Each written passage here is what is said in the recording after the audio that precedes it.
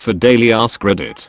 Bill Gates said, "I will always choose a lazy person to do a difficult job because a lazy person will find an easy way to do it." What's a real life example of this? If you like the video, drop a like and subscribe so you never miss our daily videos. An older company had a person dedicated to data entry, which boiled down to copying and pasting portions of data from text files into spreadsheet and formatting into a report. The person originally doing this job spent a full 40+ hours/week doing it, but was not very computer literate. When they retired, the company hired someone with actual skills. The new hire convinced management to let her work remotely after getting up to speed on the job. The first week at home was spent automating the entire job. The remainder of their multi-year tenure with the company was spent doing whatever they wanted, save the 10 to 15 minutes weekly to run their program and to answer the odd email here and there, all while getting paid full salary and benefits. They actually had to add in a few errors now and then to make it seem realistic. I worked goods in for an aircraft manufacturer as a summer job at university. Parts would arrive, we'd open them and key in all the details into a terminal. That bit was long-winded. I discovered the terminal keyboard has assignable shortcuts and set up a bunch of them for all the boilerplate such that keying in an item was about 6 keystrokes. Saved myself and my workmate hours every day, which we would spend pranking each other, other warehouse staff and staff at other sites. At work, I go through parts and apply 2 different kinds of tape and 2 different kinds of weave. I have finally got the rhythm down, and now I do each part individually and apply everything at once. Everyone else goes through an entire order, just applying tape, then goes through it again to do the weave. I asked to use the big table in the back of the shop and just put all the tape and weave tools there and do the parts all at once. Normal rate for an 8-hour shift is $1,200, but I can manage $1,800 in a day, going at a nice steady pace. Edit. I can get $1,800 going at a steady pace. I've done it before, but I usually don't. Most days I go slow and relax, purposely only making $1,300 to $1,350 or so parts. It's just enough over 8 to get my incentive bonus.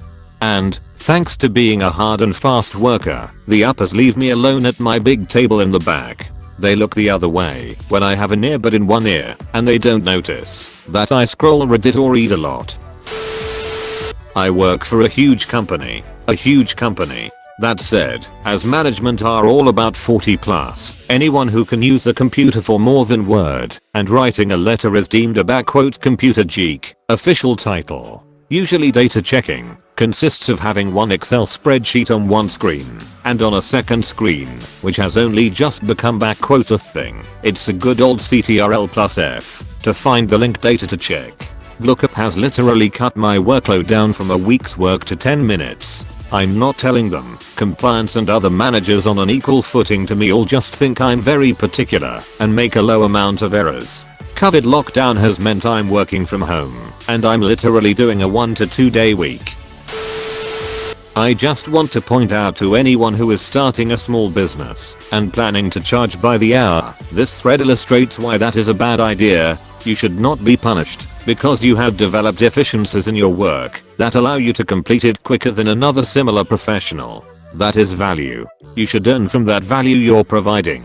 As the guy I bought my business from said, if you are willing to sacrifice your bill rates, you will work yourself to death for nothing.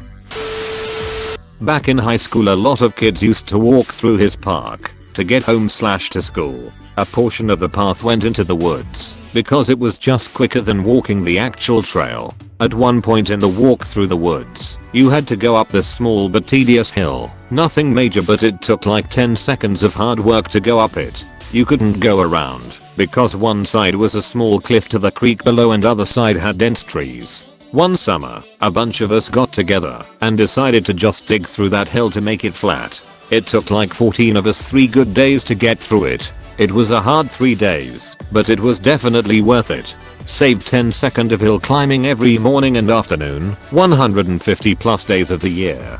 Sometimes you need to put in a lot of work so your future selves can enjoy the easy way out. I knew a guy who had a low-level data/reporting job. He had several daily/weekly work responsibilities, including a bunch of reports that needed quite a bit of tweaking from raw data to finished product.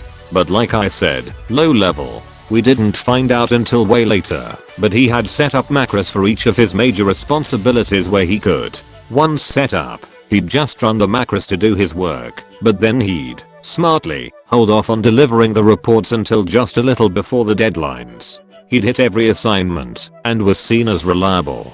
He also would complain about the workload, so people would leave him with that work. I doubt he did a full hour of work a day after he set up what he did. Eventually he left the job for one with better pay, but damn did he work lazy. Also, he was smart not to reveal until the end, because had he told them about it, he would have gotten a pat on the back and would have been given a whole other workload on top of maintaining those macros/etc. Dude milked the job, not the other way around.